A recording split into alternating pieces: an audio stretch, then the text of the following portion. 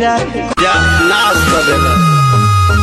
हमर नया नया गवाना नया तकिया बिछावना नया चोली के खोली तू बनवल खेलवाना गोरे गोरे काल वाली रसम जस बाल वाली छोड़ी ई बरात जबरदस्त लगे हिरनी जैसन चाल एकर रूप बाटा माल एकर देखो ना माल बड़ी तोहर के देखिया गोरा जाइले चमले बेला उठे में पगला जाइले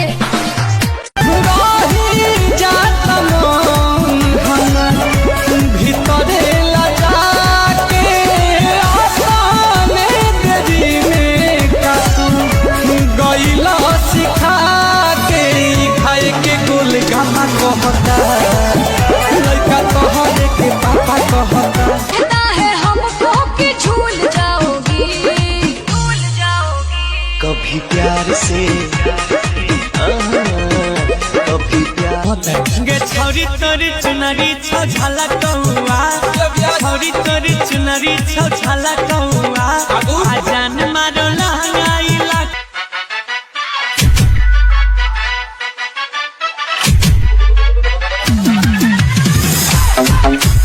झूठे हवाई फायर मारत रहो हो खाली टुकुर टुकुर याद जिन्नी हारत रहो हो खाली टुकुर भेजा जुनून पियाज हनीमून वाला नाइट बा कहानी करे त पलंग पर पहाड़ जवानी कुलटा जाता दिन रात कटत लइखे राजा राजा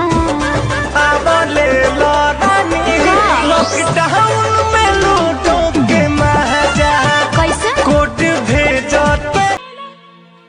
ले लो का मतलब गोदिया में हमके ले ला पिया गोदिया में हमके ले ला पिया ले ला ले के ना केहू के ना जादावा लागे ना केहू के ना जादावा करिया लगा लागे ना केहू के ना जादावा मदद के जात बड़ा होले छछूना आपन में हार होके कितना भी सुनर बाके दूसरा के कोठी में हर ऐसे निरेख न मखना रे